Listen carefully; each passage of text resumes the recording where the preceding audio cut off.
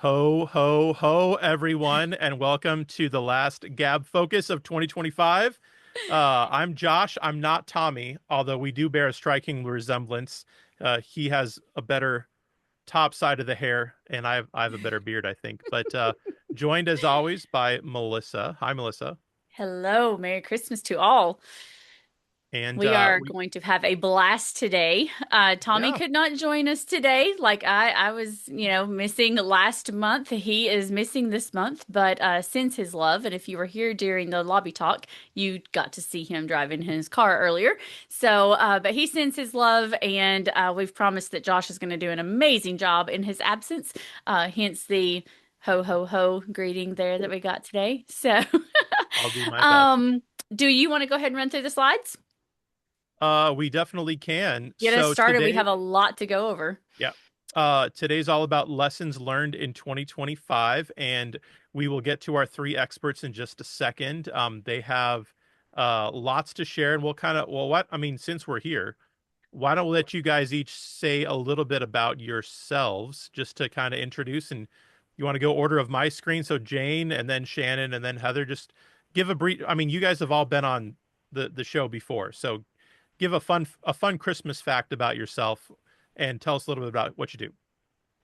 Very good. I'm Jane Sauls with Sauls Commercial Real Estate. We are brokers and focus mostly on the Southeast, and we have just grown our team this year quite tremendously. We've added CJ out in Texas, and Wilson is covering North and South Carolina. And then we have one more to add in January. That will be a surprise announcement. So we'll hold on to that one.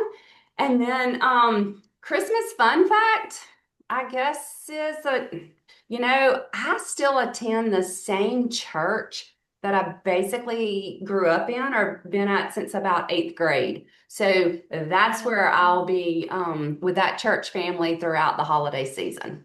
That's great. That is awesome. So Welcome, Love special. it. Shannon. Okay, so my name is Shannon Charbonneau. I'm with XPS Solutions, and this is actually my first time on Gabfocus. And so I've been training for this by listening to all the past episodes, and I'm going to do my level best to be a good participant. So you'll invite me back another day, and I'm very excited about that.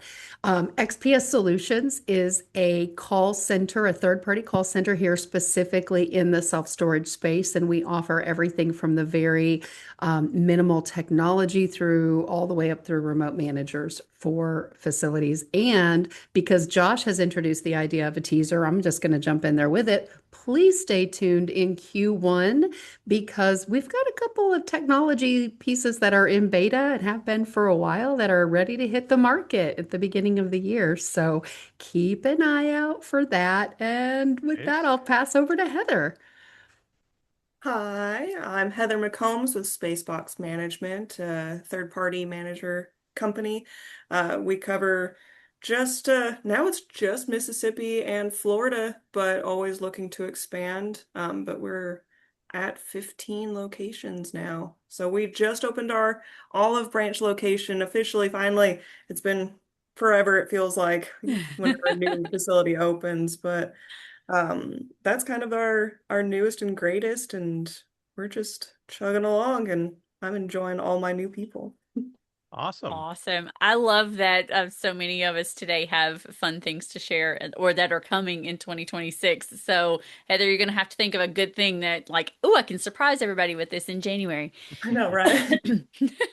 Yeah. So as always, brought to you by the teams at Storage Pug and Lighthouse Storage Solutions. Thankfully, the Pug team is behind the scenes running all the slides today, so we can just kind of jump in here. So as always, 60-minute session here will end right around the top of the hour. We'll discuss the important topic of trends in 2025 and some predictions maybe for 2026.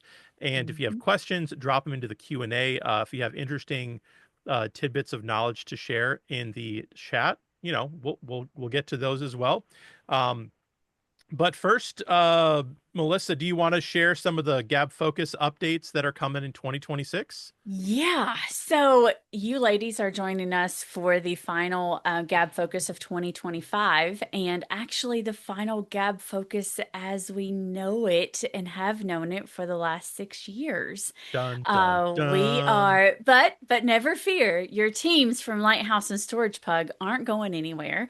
So we both really have, Tommy and I, from the very beginning, our focus has been on education and just getting as much information out to the masses as we possibly can on free platforms that's just quality and just pouring everything that we can into it.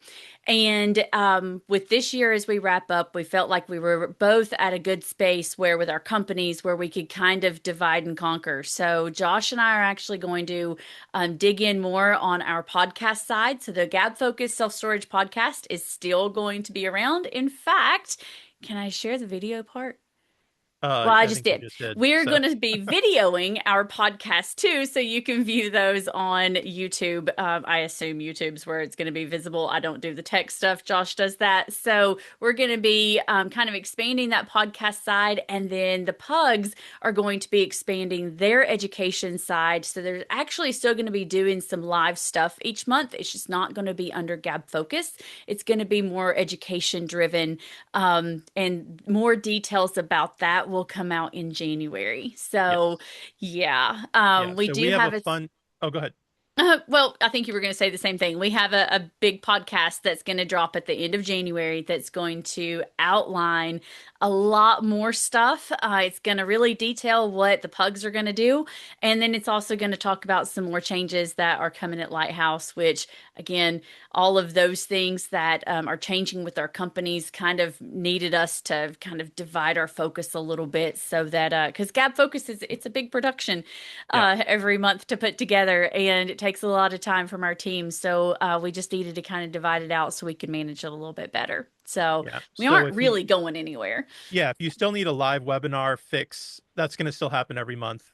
And there's just a lot of good stuff out there. So yeah, stay Yeah. tuned. Lots of updates. I know, like for instance, Travis from MSM is coming on the podcast in January to talk all about the show that's happening in November. So things like that we'll have a lot more information coming in January. But we're not in Yep. January yet. We are in December. In So December. let's dive in as we wrap up the year. How I mean, you guys kind of touched on this in lobby talk a little bit. How would you rate the health overall of the self storage industry?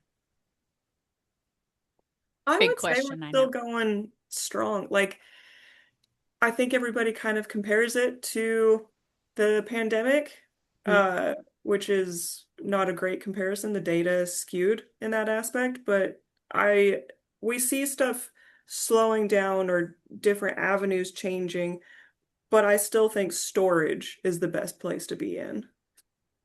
Okay. Mm-hmm. I Okay. would Shannon, what do you agree. think?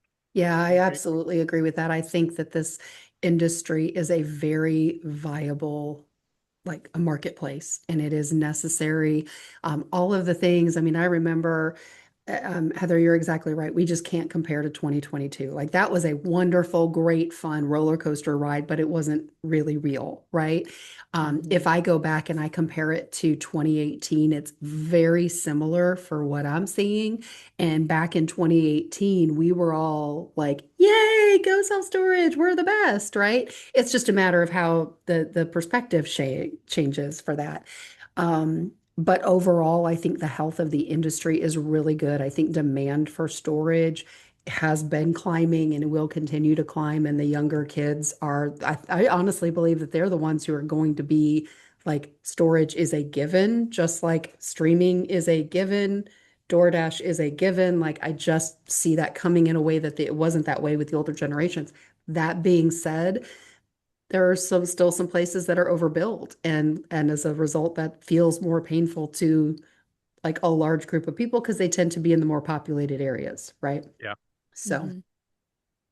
Yeah. What What about do you, you think, Jane? Jane?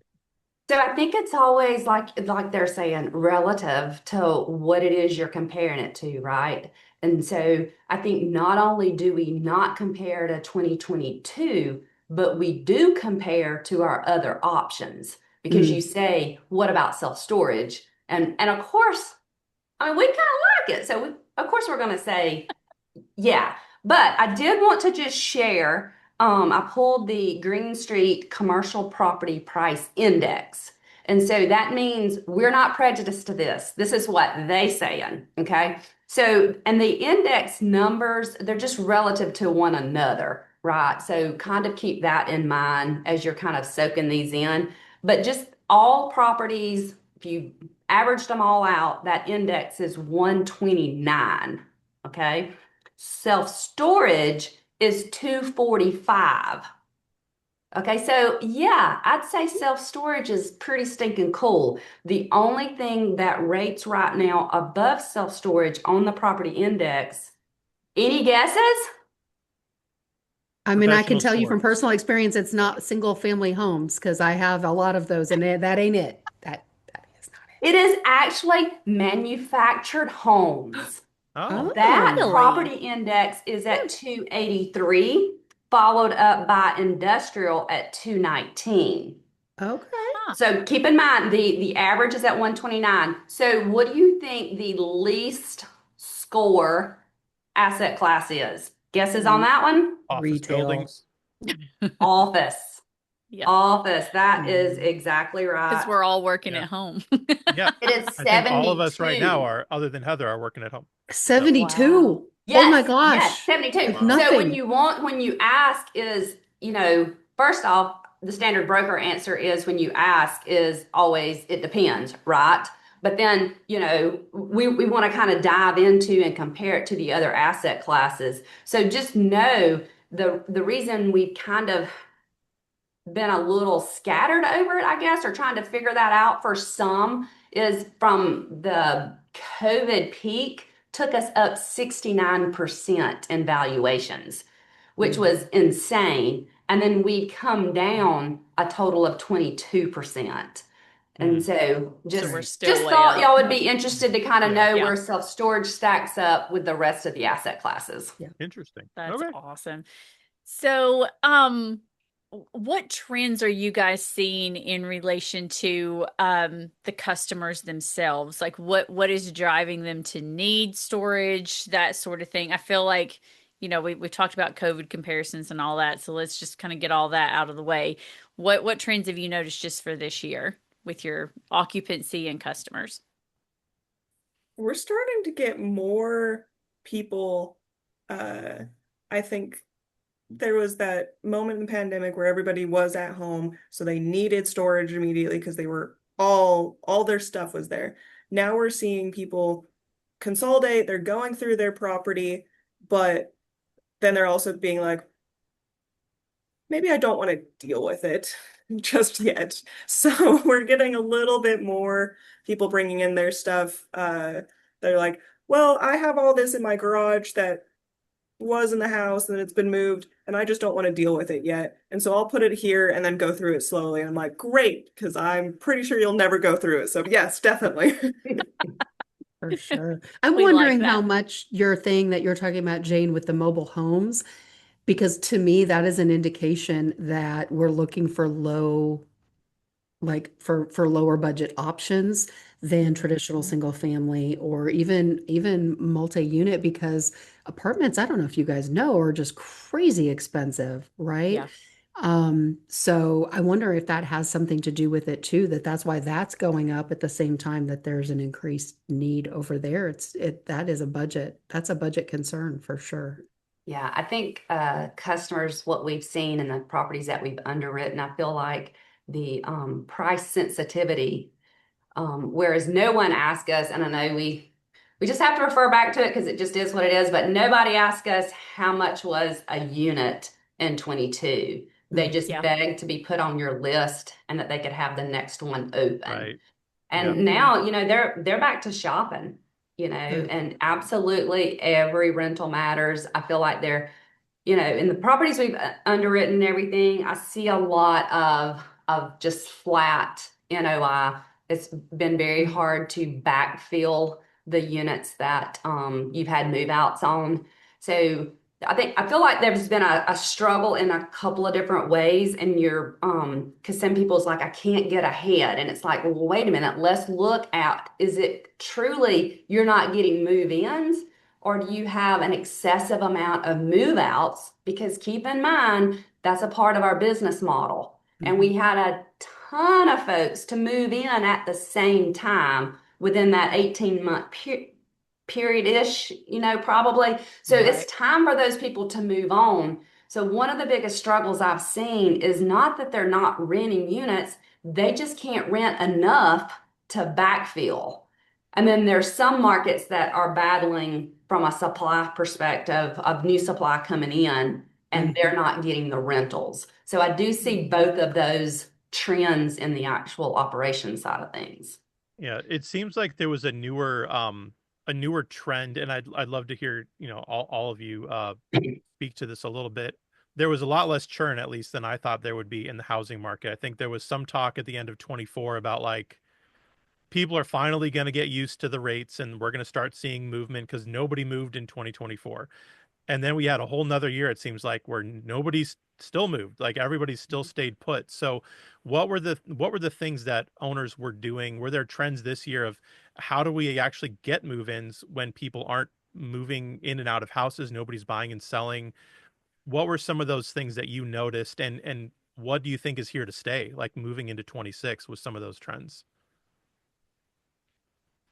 I would say that some of the trends we are seeing is we're trying to push more on industrial or commercial businesses, trying to get warehousing in, trying to get those types of customers just because we've seen there is that initial decline on residential, or there's a lot of movement anyway, and we want those people to stay for as long as possible. So finding more industrial to come through on that. For instance, the location we've just built in Olive Branch has these giant industrial warehouse type drive up units. And those ones aren't even available to sell just yet. And like a third of them are already reserved. So there's been more shift on, at least for us, we're trying to get more push on that direction. Mhm. At least that's what we're trying to go into in Yeah, 2026. the Yeah. business type customers. Yeah, I the flex space, I think, it's a really big push right now for sure. And that's Yeah. because of the office thing that we were talking about before. As offices are closing down and people are doing things from home, they still need places to keep all of that inventory or all of those things. Um, we are seeing too that, I mean, we like Jane said, hope is not a strategy, right? And we did hope that people were going to start buying and selling their houses again. And every time the Fed dropped rates, the tiniest little bit, we all kind of went, like, is this it? Is Is it this now? it now? Now? Yeah. Is it Yeah. now? Is it right? Um, and it never was yet. Mhm. But Well, I think, and both of y'all kind of touched on this a little bit. We have to be flexible, and that's what one of the things that makes our industry so great. And Jane gave the examples of this a few minutes ago. We can be flexible with who our client even is.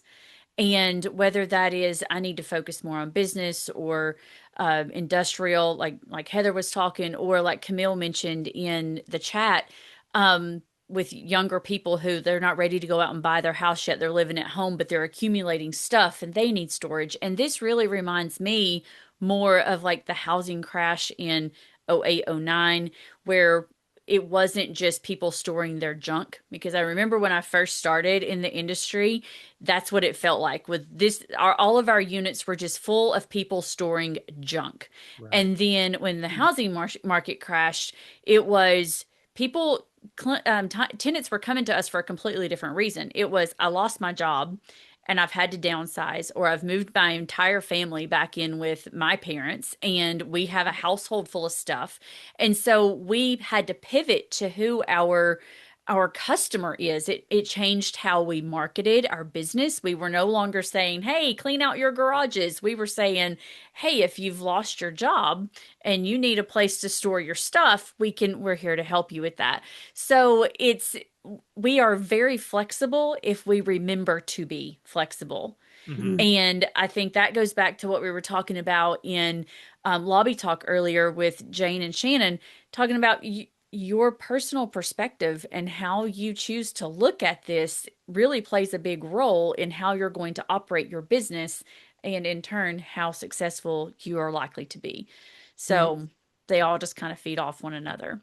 Yeah. And I want to point out, Camille talked about with people living together or moving back in with their parents and things like that, the things they're storing do tend to be different for that as well. The ones that I Hmm. know of personally, because if even if we have to make big decisions like moving back in with our parents, we don't necessarily want to give up all of the fun things in life. So I literally Yeah. know of adult human beings who are living with parents, but store their ski stuff or their toys, right? Because Hmm. they're not going to give those things up, but they do need then to access them from time to time, or they might need a smaller size. And by golly, those 5x5 units that the bank loves for you to have, but you can never quite rent up, might be the way to go when you're talking about somebody who just needs an extra closet, right? Yeah. Yeah. Yeah. So and that might be if you're in an area like that, especially where I mean, gosh, where you guys are around Nashville is really expensive, Austin, Texas getting crazy expensive. Those are the kind of areas where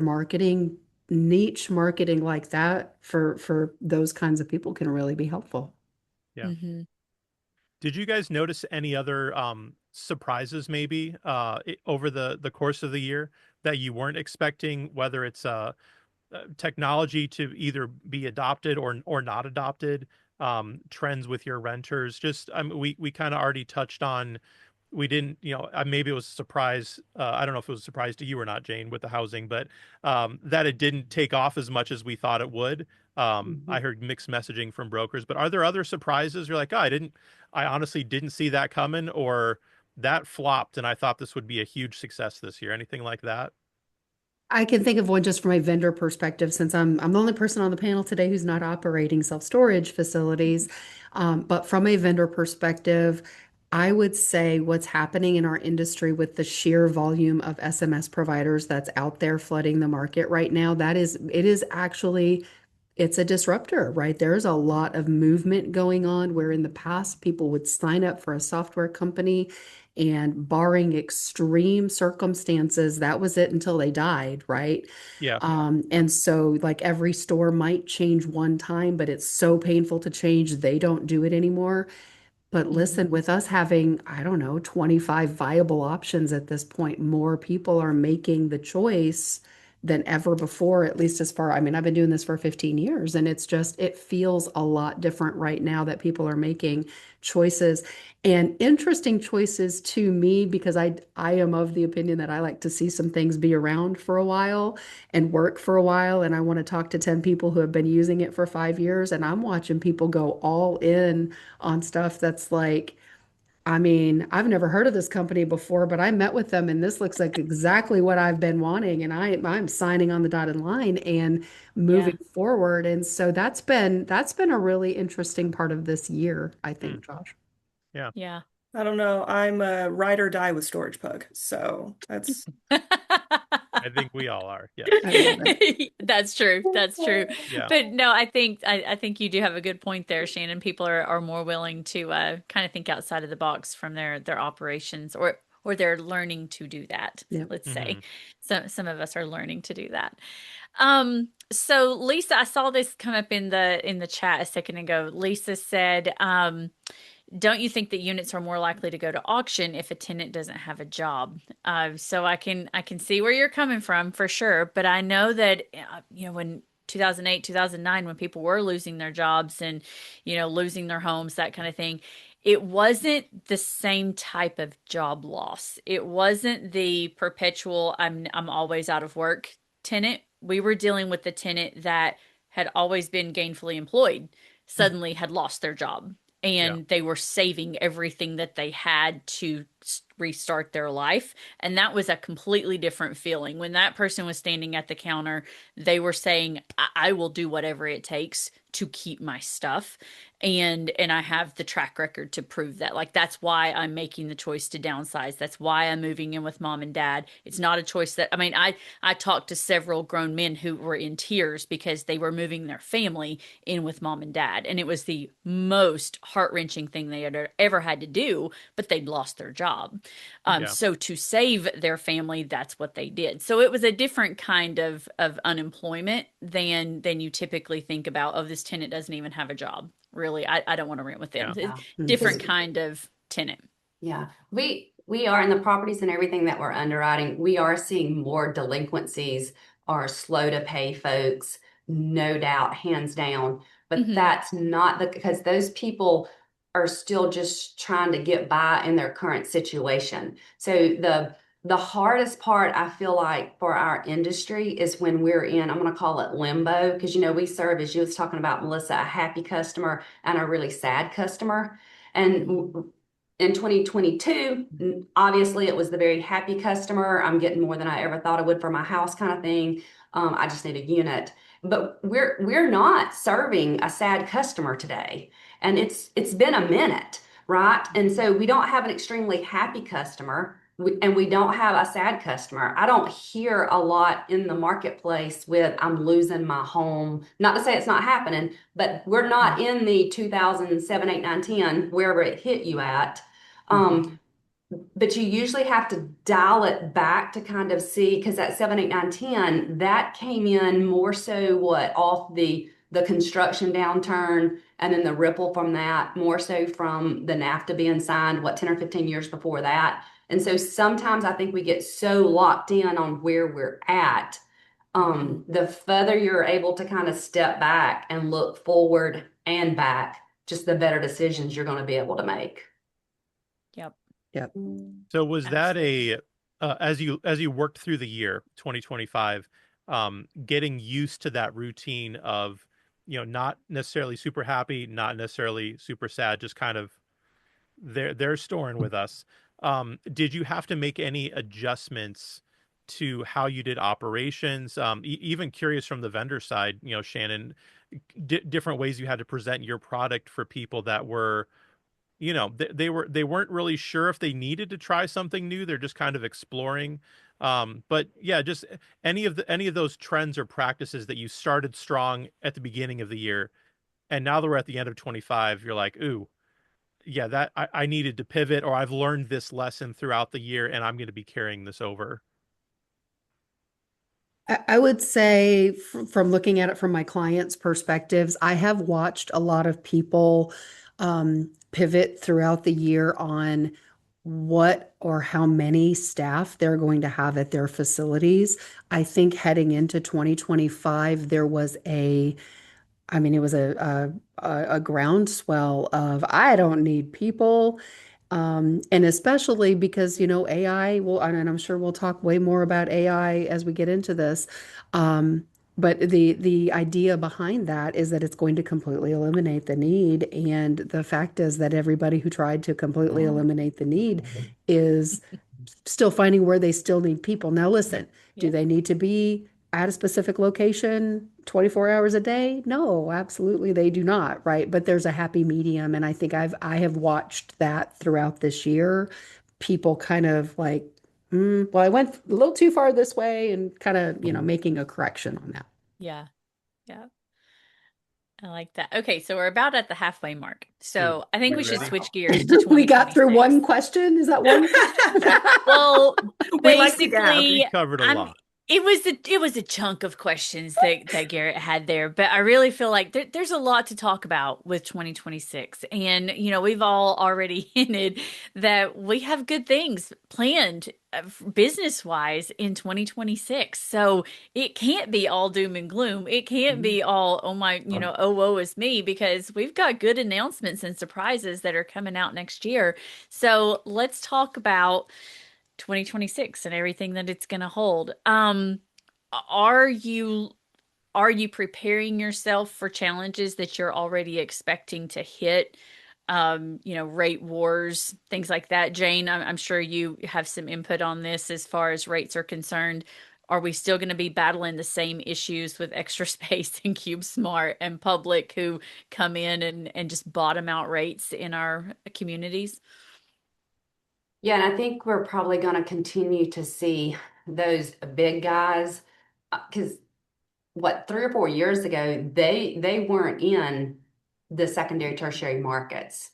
In fact, they wouldn't even hit the brakes in those markets. Right. I'm pretty sure they didn't even know that they existed. And now that's the sought after. So I think I think they're going to continue because they've gotten it right. Well, like we understand now that it's self-storage. One of the reasons it does so well is because it doesn't really need a primary market. It just needs a solid 3 mile, 20-minute drive, however you want to look at that demographic. And there's a lot of those pockets out there. And when you're looking at what their return expectations are, it's a lot easier for them to come to the country as opposed to be in the city and battling it out there. So especially as more people kind of moved in the outskirts as well. So I think that you're going to continue to see the hardships on the rates. And if you're listening to this and you're like, yeah, but they're not in my market, you should say they're not in my market yet. Yes. And you should lean in and pay close attention because that struggle is coming to your market shortly if it's not there. It just is what it is. Well, And it doesn't have to be a rate that brings that a rate. It can be, just a large operator that Yes. just says, Yes. I like what they're doing and I'm going to give it a try too. So Yes. And I'm And seeing this from two different perspectives. The first is just that rate erosion that you're talking about. If Extra Space comes in and builds a great big, 3-story climate controlled, right? They're essentially going to take over a lot of the things. But what I'm seeing on the other side of that is that when they are going into these secondary and tertiary markets, what they're doing is they're buying up independent and owners and operators facilities, right? And especially the ones that maybe have not been paying as good of attention as they could have to their operational stuff. So they are really what's considered low-hanging fruit, right? Extra Space knows they can get in there, make a few changes, double the rates, and take over the market. And that's what's happening. And I'm reminded there was a movie a million years ago. Y'all are gonna laugh, I'm a nerd, but it was a movie that had Sandra Bullock and Sylvester Stallone, and it's set like she loves everything in the 80s. And she goes, silly, all restaurants are Taco Bell. After the fast food wars, like there's no other restaurants on the planet at that time in the future other than Taco Bell. And I feel like that's wow. what that seems like when I just watch, because it's just, I mean, I can see it from over here, little pockets of the country where all of a sudden, oh, mom and pop A, mom and Yep. pop B, and mom and pop C all got bought in about the 6-month time frame in 3 different smaller markets. And that's what I see from behind the fence. Yeah. And we had an operator we work with in North Georgia, and they didn't have a facility get purchased. Just the third party management of Public came in and they took over. Mhm. So it's not even that they're buying them up. It's They're true. expanding their third party management Oh. platforms for Extra and Cube and Yeah. Public. So it's hard to tell if they own or not. But yeah, that is definitely an option a lot more people are exploring when things get difficult. Mhm. It's like, do I want to put the time in, or is it easier to just get a third party group to come and do it for me? And a lot of them are choosing that. Yeah. So The third party management companies have also implemented on some of them to do the bridge loans as well. So that part has brought them into more of the smaller markets as well. yeah. I'm curious, rapid fire for 26. Maybe Heather, you could start with this. So what would you guys say? I'm curious the occupancy right now that on average you would say, oh, you're sitting pretty good if that's at your occupancy, whether I don't know if it's 85% or 80 or 90. I'm curious, what do you think that will be in 2026 by the time we hit the summer, by the time we hit this time next year? Higher, lower, about the same? So where is it now and where do you think it's going? So my golden goal is always 92%. That is, if we can get to someone to the 90 to 92% range, then I'm happy. If we're at least above 85%, we're trending Even if it's just a little tiny baby steps, we're trending up, then that's what I want. We saw there was, this slight decline. And so some of the stores that were, 95 and they are starting to go down, but we're bringing them as long as we can stick around our 92%. That is our golden goal. Do you Never think 100%, guys. Don't ever be 100%. If you have 100%, you call me and Raise we'll the be dealing with brakes. stuff. Yeah. so you You think need that'll stay Heather the same services. for next year? How you think this time next year you're still going to be at 92 is that's a good spot for us to be aiming for. Realistic? That is I try to not, I try to be optimism. That is might not be a realistic goal is to be like, oh, hey, somebody's at 70 and we're going to get them to 92, but I'm going to try my darndest. That is my goal to get Yeah. to 92. So, Okay. I like that. I like that goal. Yeah. Yeah. What are you other ladies seeing? I think it's going to be a tough play on the 92%. And I think sometimes if I underwrite to that, I'm going to get fussed out. Mm, Yeah. Yeah, right. Because, everyone, when you're underwriting, particularly lenders, they don't appreciate the optimism, right? And so we were underwriting a property the other day, and I said, yeah, but you got to take into consideration because he's roughly 70+%. I said, yeah, but he's still in lease up. oh yeah. And Luke was like, for years now. Yeah. Like, Yeah. How long have like we been in the how company? many, How so many like years of when we're lease up? underwriting a Mhm. property, there's value if you're still in lease up. And then I said, well, what are we going to start calling these? Like non-lease ups? I mean, Right. Right. but I Low did. occupancy is what you're calling them. I Oh, mean, yes. call it like it And is. It's truly that is a stabilized product, mhm. right? Hmm. Because we kind of think that stabilized means we're like breaking even or we rent it up or that's not It just at means it's all what not that going up means. anymore. When your occupancy is hit its top, Hmm. it is you may not like it and it may not be servicing your debt, but that Right. pretty much Right. has Well, stabilized. I did that's think when, it sorry, like I was gonna say that's when we talk about economic occupancy because 70% at 100 average is way better than 92 at 70 average, right? Yes. And then I found it real interesting because speaking of extra space earlier, it's like what is their definition of stabilization? And theirs is 80+% occupancy for 1 year or open for 3 years. So Oh, after you've been open for 3 years, You it are is what it stable is. No matter wherever what you you That are. is wherever you're stable. Yeah. Yeah. you are what you are. And the Yep. other ones were market by market, but pretty much like 80%. And then 80% occupancy for 1 year with market rates. Hmm. Um, Okay.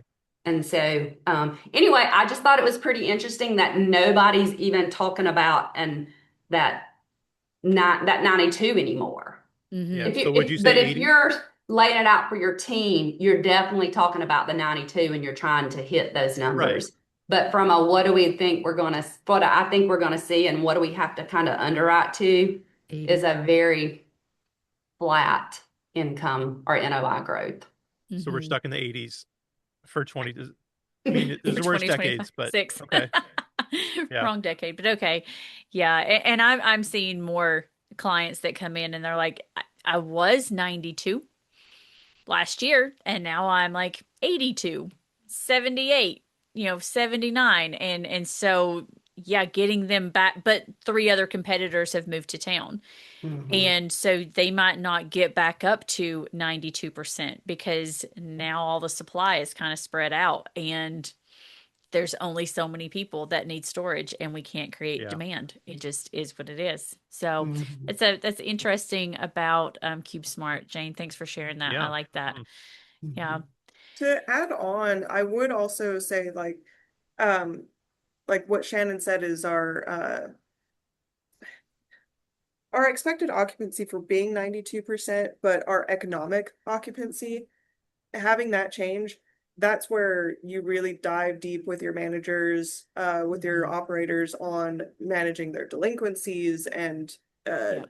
value pricing, hitting all the small rent increases that you can, all the small things start adding up so that at least, your square footage is where you want it to be. Yeah, and really, really watch what you're offering those first month specials on and reserve that for the units that you truly have too many of, right? If I see another website where it says only one unit left, half off the first month, and I'm like, why are you going to give away half That of your can't be true. revenue for a unit? Right, like for a Right. Yeah. unit you only have one left of. And those things, they add up, especially, if I see 3 months at 50% off, I get as a consumer that one. Oh, I'm like, listen, that's way more money than the first month Yeah. free, right? That's 50% more for me. So Hmm. that makes sense to me from a tenant's perspective, but from the operator's perspective, we really just have to be careful that we're only using that. Like if someone walks in the door at your facility and has their truck in the parking lot, I would hope that no one's ever even mentioning the fact that a special exists and that you definitely don't have a big old banner out in the front, come in and ask me about my 50% off the first 3 months. Because if they're literally in your office, that's 2022 in there, right? Hmm. Hmm. It's Yeah. Yeah. it's not the time to be giving away revenue if you don't have to. So Yeah. Give them a Right. bottle of water and show them where. yes. And a kind Exactly. smile. There you Yes, go. ma'am. Exactly. And if you good point, Heather, because if you are lucky enough to be anywhere in the 90s, and I have, I know people that are like, I'm still at 98%. And, I can't run these people off. Yeah, You need to be right. doing every little Yep. thing that you can and taking advantage of Mhm. all of those small things while you can, because reality is that might not last. Get all of And your big projects done now, people, while you have Yep. money to pay for it. yep. Don't wait on your roof and your AC and your all your stuff. Like if you are at Mhm. 98% and you've been raising rates, get every one of those projects done. Hmm. Yeah. Exactly. Exactly. So looking ahead to this year, I feel like AI got beat to death in 2025. Like every session, every panel, everything was about AI and how it's built into our lives and changing everything. And that, which it is very impactful. Don't get me Sure. wrong. What is going to be the thing for 2026? Is it going to be more AI? Is it going to be mergers of companies? Is it going to be there's 18 more softwares that are out there to try? And like, what do you think, if you could guess, what is the thing that is going to be the big topic in next year? I Ooh, think we're not done with AI yet. AI yeah. still? Yeah, because it's not, I mean, listen, there's some out there, but it's not in our industry being used for self-storage. I think we have a long way to go before it's being utilized at capacity. And so I think that that's still going to be out there for a while. Um, I also think that not far behind that will be is AI costing you customers? Are you getting sued because your AI voice agent offered the first 12 months free and you said you weren't Yep. going to do like there's going to be a secondary market of companies that are going to have to come along to clean up all the weird things that happen. Did your AI go crazy and reduce everybody's rate for the last three Yep. months and you didn't catch it because you weren't on top of your monthly reports and you looked at it quarterly and oops, it went down 3 months ago and you didn't realize it? Like Mm. I see a whole secondary market coming from that. Maybe not in 2026, maybe 2027 on that one, but I don't see any way that it won't happen.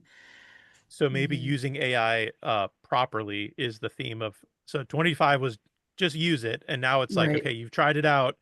Now stop screwing around, and this is how to actually use it properly for yourself. Right. And like I think Corey put in the chat, stop creating the work slop. Like Oh my actually start gosh. using it for good content, for Yes, for good stuff, Corey. and not just like causing us to forget how to actually run our facilities ourselves. For those of you who don't know Corey, first of all, she is a marketing genius. And when she looks at a website, if she gives you a word, just believe her.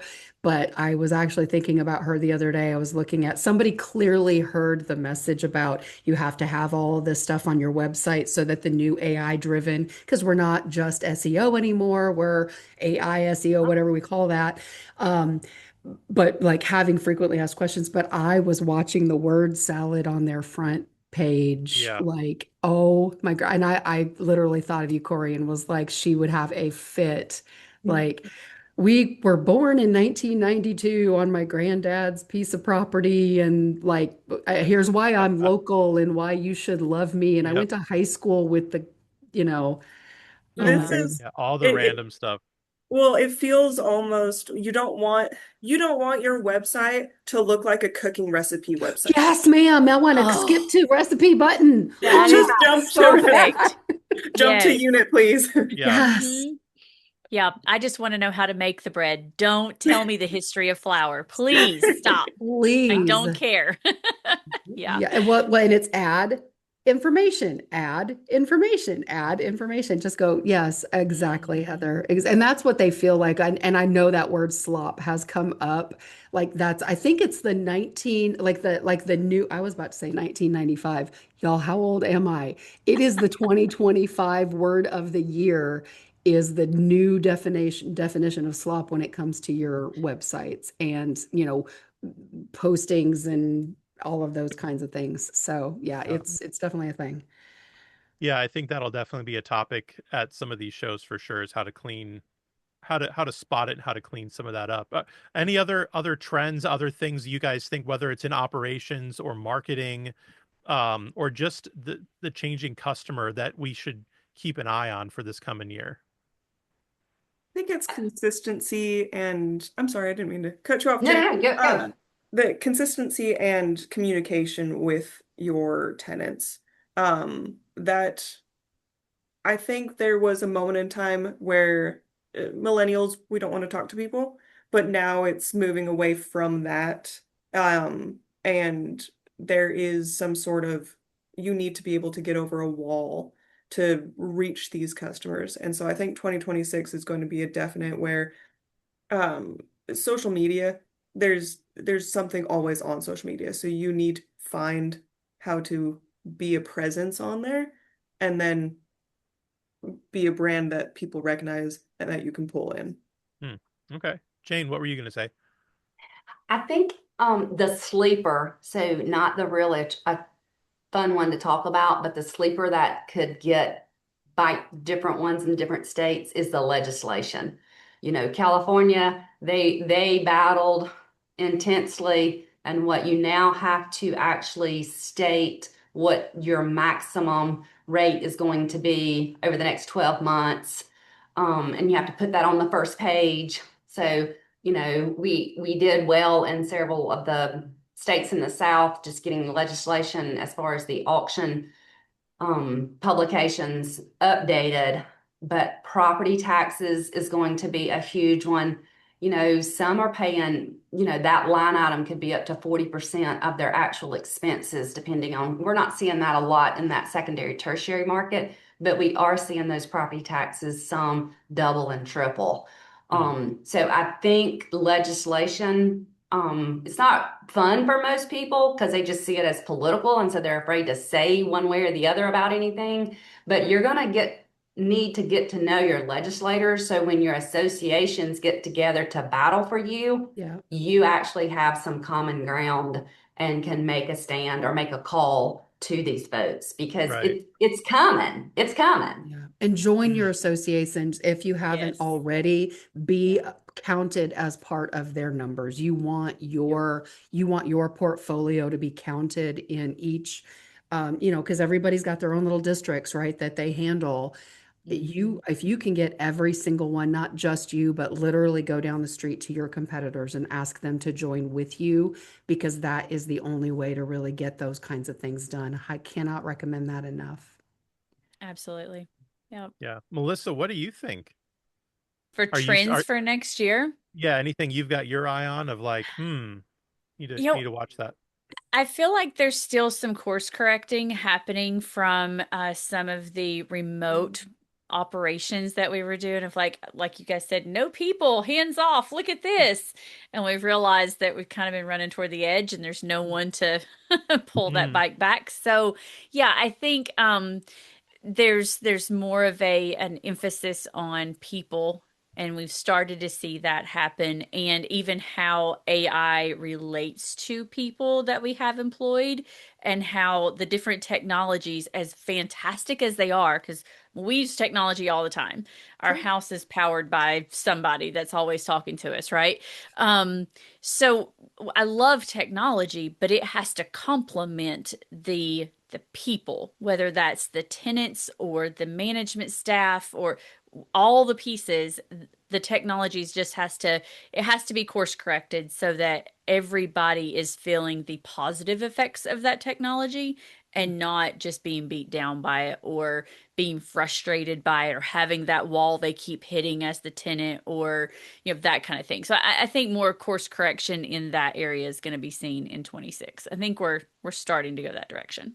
Yeah, I I'm think that's a writing. good. Sorry, Josh. No, Go I was ahead. just saying, I think that's a good kind of a common thread with what all of you are saying, that like people want to talk to other people. They want to Mhm. be able to know that they're not just talking to an AI. I get 8 calls a week from different. I supposedly have been approved for a large loan for my small business. So, but I get Mhm. the same message from the same lady 8 times a week, and they Mhm. make it sound like it's the same person, but it's AI. It's you Mhm. can tell it's the same cadence, all that. And I think people are getting more attuned to those types of things, Yeah. and it's going to hit a point where they get a little sick of it, and they want to just talk. I need to talk to a real person. I don't want to just say operator, customer Mhm. service over and over Mhm. again on the Oh my phone. gosh. And the Troubleshooting. people that are getting those things in place with a good call center or a good actual person, I think that's gonna be interesting to keep an eye on that this year. If AI can really turn the corner and actually serve some of those things, or if it's gonna be a swing and a miss, and we still need to just, Yeah, have because people behind the Yeah. desk. we all love technology until it breaks.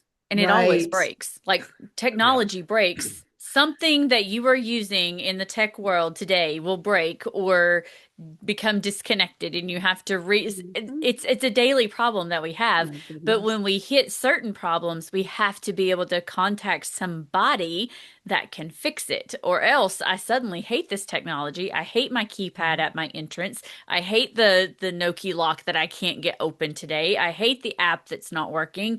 I Mhm. hate, whatever it is. And not that any of those technologies are bad, because they're not. They're fantastic, but they break sometimes, and you have to have the person there that can fix it.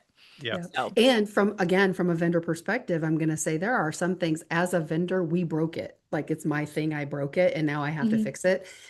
But not lately. I'm going to say, like big picture things. You guys, if you're not paying attention, Microsoft was last Friday. They were having a problem. I don't know if any of y'all use Teams or if any of y'all use Outlook, but last Friday was not a great day, right?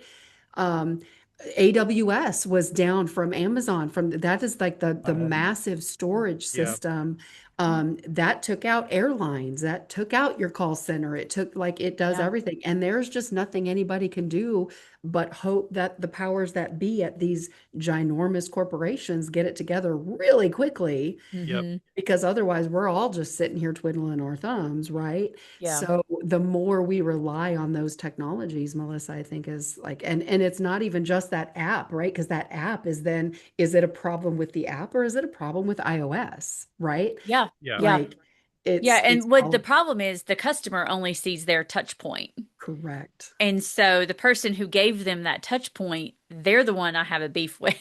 Hmm. Really? So I think it was Corey that noted in here, make sure your managers are well versed at troubleshooting the tech. And that's a Yeah. fantastic point, because if you're on the front line and Mhm. you've supplied all of this technology, but if it breaks, you don't know how to fix it, Yep. then that's going to be a problem too. So, Yeah. And yeah. that is where I think in the next year, I think using AI to help troubleshoot some of those tech things can be very helpful. Like for example, I got suspended recently from posting on a Google business profile. It just said this post does not meet our business standards. So you've been suspended until you fix it. And I'm like, what did I post? Like this, because they don't ever tell you. They just, No here's threats a list allowed, of Josh. 27 possible ways to violate it. So I chat GPT'd it, and I guess you're not supposed to use emojis in your Google updates, like not even a smiley face or a, and Really? I had a couple emojis that I put in there about, oh, rent this and you can rent a truck. And I'm like, is it because I talked about U-Haul? Is it because, and as soon as I made that little change, it was totally fine. But there was no way to figure that out. And I feel like that's going to be the wall that people start hitting, is the only thing that I can talk to that tells me I did something wrong is an AI, but it won't tell me what I Mhm. did wrong. And Mhm. I need to just talk to a person that can look at this and say, oh, well, you know, you have a space. You can't have a space when you're typing that out. That'll fix everything. And I think blown up to bigger things in our that's going to be people trying to rent a unit, trying to, Mhm. where do I get my keypad access code? Do I need a lock? Like, they need to just ask those simple questions, and they're going to get in Mhm. that doom cycle loop. So we'll see how we do next year with that kind of a thing. Um, Um, yeah, yeah, Jane. To that point, I would just like to say to everyone, maybe this is a good time for us to pause and think about how we treat others when something's not going right, and we don't take it out on that first line that doesn't have any control over that. So, oh me, but just wanted to share that right quick. I think Yeah, Hmm. that's Yeah, I fantastic. think that's a Mhm. fantastic reminder. And I think it's something that we all need to be reminded of every single day because things happen throughout our day. So, Yes. yeah.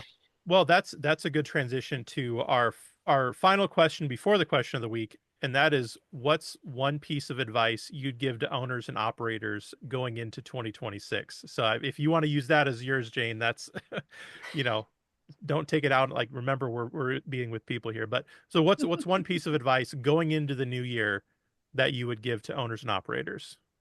Communicate.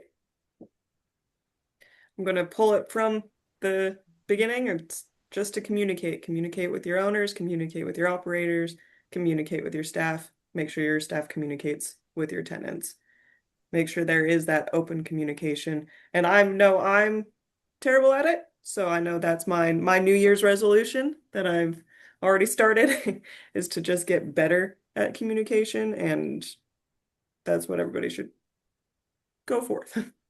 I like it. For me, I am 2026 is going to be a back to basics year, and it's what I'm going to be preaching to everybody else because I'm doing it myself, right? Because as I take the time to learn it from me, I'm going to share it. And I stole this. Please know that I took this quote directly from LinkedIn this week. Y'all probably all saw it too, but it really jumped off the paper at me, and that this is part of 2026 for me. Growth no longer comes from doing more, it comes from doing the right things with discipline. And so that is my big plan. I'm literally writing an entirely new set of training documentation for the client relations team at my company that we are starting foundationally with how do we be the best at what we are doing. Hmm, And it's back to basics, it's foundational items. Um, so that's my word for the year. And expect to, if you see me speaking, if you see me with a microphone in my hand or sitting at a round table, you can bet I'm going to be talking about operational excellence next year. nice. Okay, Jane. Mine would be to the owners to understand your value of your property and then to be able to drill down and figure out how to improve that because like times are changing, things are moving, you're probably going to possibly need to refinance. You may be, be sure you're leaving an asset if you're going to pass it on and not a liability. But you need to understand what the true value of your facility as it sits today in the current market truly is. Hmm, awesome. Yep. My, Melissa. I have one. When we kind of talked about this on our podcast earlier this week, and it was our final piece, it was find something to improve. And whatever that thing is, drill down into it and figure out where that best starting point is, right? Maybe it's something to do with operations. Maybe it's you need a software overhaul or you need a website overhaul or your property is needs a couple of big improvements done to it. Figure out those steps that it needs and take one small step to make that happen every single day and until you've reached that goal. So, but in some days that step's not, it's just going to be kind of microscopic. But don't lose sight of the end goal. And like Heather said, my goal is to have 92% occupancy. Will I reach it? I don't know, but that's what we're going to shoot for. Yeah. But I think it's helpful to have a goal out there that this is what I'm aiming for, because if I forget what I'm aiming for, I'm going to end up going this direction and I'm supposed to be going this way. Yeah. So find that goal and make those small steps to get toward it. Okay. Can I toss one in? So Sure. for No. me as a marketing person, it's going to sound really bad, but it's know your enemy from, the art of war. So I think not that your competition's your enemy, but understanding your competition, what they're doing for marketing, what their rates are, what they're offering. Also, just like, and we talked with one of our clients recently, who's several of them want to make big changes in December, like third week in December. We're not getting rentals. What are 8 things that we can change so that we can fill up this month? It's like, okay, well, we'll see. But understanding, like, is it just you? Are all your competitors filling up like crazy and you're the only one that's sitting still? Or if you understand what your competition are doing, are you actually doing better? Are you kind of average? So just understanding what's happening in the area around you and letting that help inform some of your decision making in a lot of different areas. So that's going to be an emphasis for me for a lot of my clients this year. So, Garrett, are you Question of still the there? week. Question of the week. Are you still Wow, there? he is Y'all, if on it. Garrett disappears, we're in trouble. He is on it. All right. Go ahead, Melissa. You want to read that one? Yes. All right. Question of the week. And y'all chime in the chat too if you want. What is your favorite part of the self-storage industry? And you can't Ooh. say the people because That's the everybody says only the people. answer. My Heather, I knew that family. was good.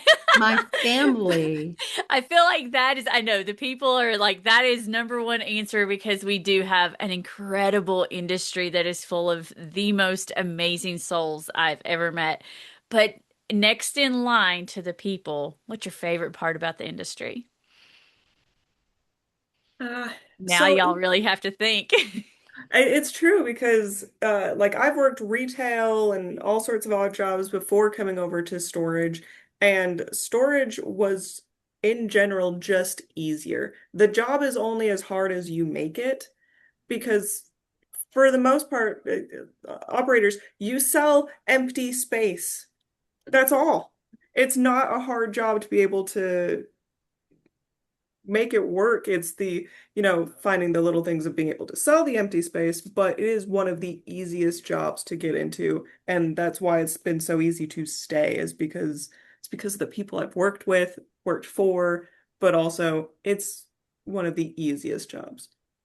Okay. I'm gonna say it's the spirit, right? Because a lot of people know I talk about this all the time. I came out of corporate security with a very, very large corporation, and the last trade show that I attended with that company in my former role was about corporate espionage. And I actually signed a document talking about how much prison time I would have if I like lost my laptop and what the fines were, the thousands and thousands of dollars of fine for that. So going from that atmosphere to an atmosphere of not only the camaraderie, but listen, we are all in this together and we all recognize that. I mean, Jane is in Georgia, right? In any other world, we would not even know each other. But I can absolutely call her up and say, Jane, I have this issue. Doesn't really have anything to do with storage, but because I know you, I know that you can help me with this, right? Pam, if Pam Dominguez is on here, Dominguez, sorry, I said it wrong. I found out her name is said like a meringue, Domingue. So I said her name wrong. I just said it wrong for so many years in my head. Um, Calling her out of the blue last year about something that had absolutely nothing to do with storage because I Yeah. knew that she would know. And that's just the kind of people that we have around here. And certainly it applies with things that I have questions about in storage as well. But if you say I can't say the people, then I'm going to say the spirit. The spirit of the people. Yes, the spirit of the people. I love it. I Yeah. love it. Jane, what about you? And what I do, my probably most favorite part would be the kitchen table conversations with self-storage owners before they've ever like, and I'm not looking at it from a sell list perspective, just being able to get to know them, their hardships, what it's taken them to get to where they're at. I mean, I love these private equity groups and the REITs too when they buy a facility from us, don't get me wrong, but it's definitely the kitchen table conversations with self-storage owners that I carry with me, as Shannon's talking about. I just truly, Yeah. I'm going to carry those with me going forward, and I'm going to also continue to know how they're doing as well. Mhm. I Yeah. love the variety that you can actually make your business look how you want it to look, whether it's run from a kitchen table and a cell phone in your back pocket, or it's, multi-million dollar investment. It can look however you want it in between that, and you can personalize it to match your lifestyle, to match anything that you want. It's open to you, and we've got great technology and we've got great people to feed that. Yeah, and everything always does go back to the people. So I know that. That one was a given, y'all. Yeah. But Yep. just reading some of the comments in here too about the support being a common thing that keeps getting mentioned. And I think that's exactly what you said, Shannon. There's always support wherever you turn, from the great people. And I love Tracy's, there's no toilets, furnaces, or hot water tanks. Yeah. That Amen, is also a Tracy. plus. Yeah. Yes. Josh, what about you? What's your favorite thing about the Um, industry? I I mean, you guys already took a lot of the good ones. So I The think people. it is one, there may be more industries like this, but it is one of the few that really rewards hard work. That Mm, if you work hard, whether it's starting your own niche vendor company like Storage Pug, and I'm just going to build websites for and see what happens, Hmm. or it could be a third party management thing, or it could be a real estate company like you have, Jane. Whatever it is, it's an industry that if you work hard, there are clear people around you that can help out, but there is room for hard workers in this industry, and you can't say that about every industry. mhm. But there's room for people that like, I'm just gonna put the time in, I'm gonna work hard, and you can really build something that lasts, that benefits your family, that benefits your coworkers, that benefits your industry. So I really like that kind of I don't know, American dream. Like you can Hmm. just work hard, and Mm. you can see the practical payoff of that as you put your time in. Can I So piggyback on that for 1 second, Josh? Because another sure. thing that I love is watching the second and third generations walking through a trade show floor, going, they're going to take over, like just managing the facility because they are 19 years old and they've got to learn everything Yeah. because their Yeah. granddad started this and their dad is running it. And I Yep. don't think you see that a lot in the world either, where it is a Yeah. multi-generational, it's not just an asset, right? It is of course a real estate asset, right? But it is a business that we can actually pass along to future generations of our family. And I don't think that there's as many of those as there, like it used to always be blank and sons, right? And it was Yeah. every industry. And I Yeah. just feel like those are few and far between now. And that's such a wonderful feeling when we watch people do that. True Yeah. I think, legacy. Yeah. yeah. Yeah. Yeah. I Yeah. think it was Well, at and the Georgia watching show. moms be able to keep their kids with them, right? They're running Yeah. their self-storage business from their kitchen table, like you said, Melissa, because they want to be home with their kids and Yeah. they can. And I love that about this place. Yeah. Yeah. Totally. Well, cool. That's awesome. I think we're over time, but hey, this was the last We're one always over time when ever. this ends. So thank you guys for joining us. I Yeah. think we have a couple more slides up there. Thank you, Jane and Heather and Shannon and Melissa, and thanks Tommy for letting me fill in for you today. Thanks, Josh. Um, Thank you, yeah, Josh. as always, you can find past sessions at storagepug.com backslash resources. Podcast, just look up the Gabfocus Self-Storage Podcast. And like we said, there is some big announcements coming for what the future of the Pugs and Lighthouse and the ongoing education, and some really big things happening. So make sure you stay tuned to the podcast platform, to Storage Pug, all that stuff in January. But for now, Merry Christmas, Happy Hanukkah, Happy New Year. We'll see you guys at the next show, I guess, right? Yeah. Yeah. And remember, we're not actually going away. We're still going to be here. The teams at Lighthouse and the teams at Storage Pug, we're still working hard for you guys, and education is still going to remain front and center of what we're doing. We're just kind of dividing and conquering in what we need to do and how we're going to approach it. So, Yep. all good things. And we are super, super excited. I think our next the big podcast, the big reveal is going to be, I think, the last week of January. So make sure you stay tuned to that. So, Yep. But yeah. thanks for coming, everybody. Thanks. Happy See you holidays. Yeah. later. Bye, y'all. Merry Bye, Christmas. guys. Merry Christmas. Christmas.